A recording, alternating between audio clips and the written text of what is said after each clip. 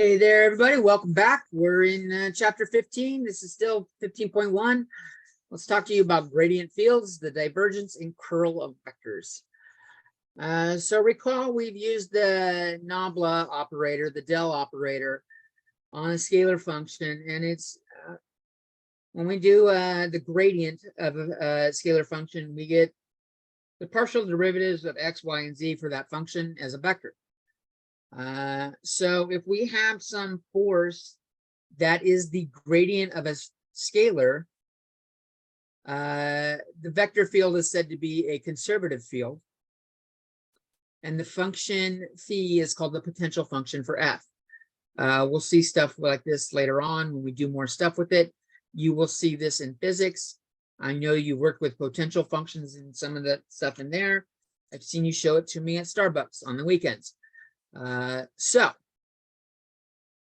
We will do stuff with conservative vector fields, but it boils down to if a force is the gradient of some potential function.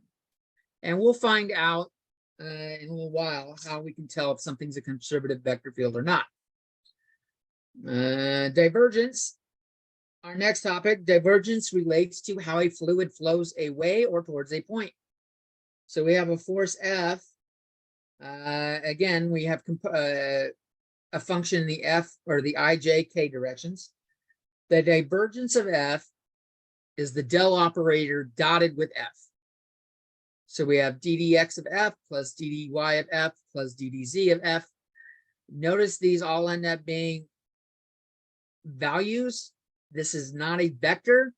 The divergence of f is a scalar product or a value.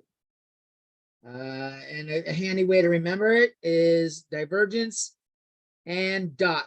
They both start with D's. Okay, it'll make more sense a little bit when we look at the curl.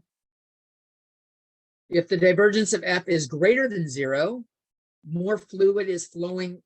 I'm sorry, if the divergence of f is less than 0, more fluid is flowing. Shit, let's start up here. Let's go slower. If it's greater than 0, fluid is flowing away from the point. So it's like a fountain or a source. It doesn't necessarily mean it's just springs up everything. It could be fluid is coming in from one side at one speed, but more fluid is flowing out. So it's there. Maybe there's something adding to it there, or an amplifier or something like that. But the divergence is greater than 0 at those points. When the divergence is less than 0, more fluid is flowing towards the point than away, based on the velocity fields. And it's not just fluid. Divergence relates to a lot of things, but fluid is one that's easy to picture because we've all seen running water and stuff like that. So it's called a sink or a drain. A dampener is another way of putting it. If it's just like reducing it, it may not. Fluid can still be flowing out of it. It's just less is flowing out than is flowing in. Okay, maybe it's vaporizing there or something. And it's generally different at each point in the coordinate system, and the coordinate system doesn't matter. So any convenient coordinate system will work.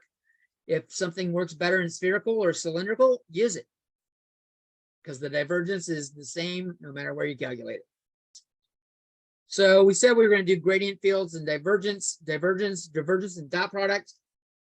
We have the curl. The curl goes with the cross product. They both start with C. The curl of a vector field relates to the rotational properties of fluid, and that's why we call it the curl. It's rotating or curling. This is where you'll see the right-hand rule. Where's my camera? Right here, where people are doing this thing, where they got the thumb and it's curling around this rather than doing the right-hand rule like that. They're doing a curl like that. I'm sure Quinn has showed you that, or Mark.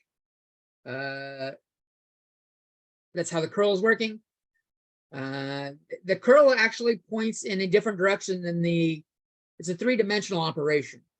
So if we're curling around one point, the curl is pointing in another direction. So if I'm curling like this, with the way the picture's going, the curl of the rotating water here is outward towards us. You don't need to have this memorized, but I will reference it again later as the curl of f. This is what you should have remembered. Remember.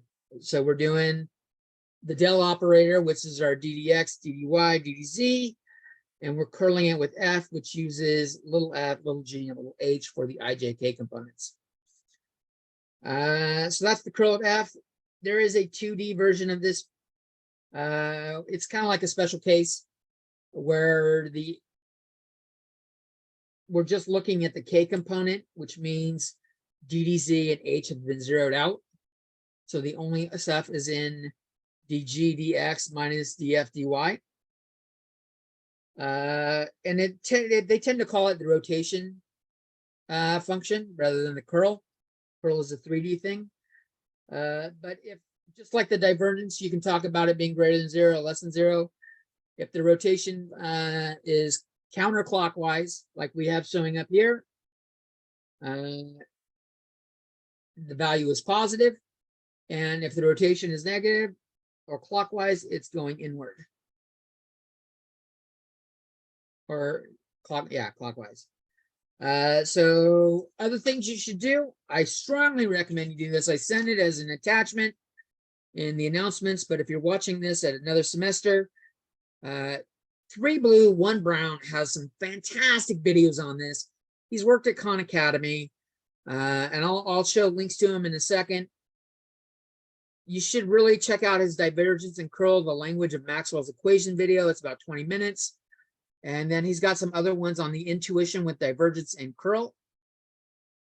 So let's go look at it. 3 Blue, 1 Brown, just Google him or Google divergence and curl, the language of Maxwell's equations. Subscribe to him. If you check out his playlists, you can come down to multivariable calculus down here. Okay, I don't want to do that. It's going to start one. Go back. I do not want one. Nope. I want to view the playlist. He's got a lot of stuff. You might actually like it for the test we're taking up shortly, like transformations and stuff like that. But what I'm looking for is video 49, starts to here. He develops the formula for divergence, starting with just basic ideas of how, like moving water and stuff. So it's worth watching these intuition videos. I'd recommend the formula and some examples and notation. I would also recommend checking out the 2D curl and 3D curl videos. They're all fairly short. This ends up being a lot of work, but let's face it, everything in chapter 15 kind of revolves around these things. It revolves around three-dimensional stuff. So integrating and doing partial derivatives in 3 dimensions. We're going to be doing divergence and curl a lot, especially endgame stuff. This is like real world shit, guys. So getting a good, solid understanding of what they mean now in the beginning, even though it'll take you some extra work, is going to be worth it in the long run. I had said you could stop at 3D curl. You might even check out Laplacian. We do stuff with the Laplacian and harmonic functions as well. The Laplacian is just the del operator dotted with the gradient of a scalar.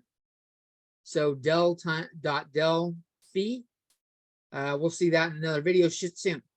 Check out 3 Blue, 1 Brown.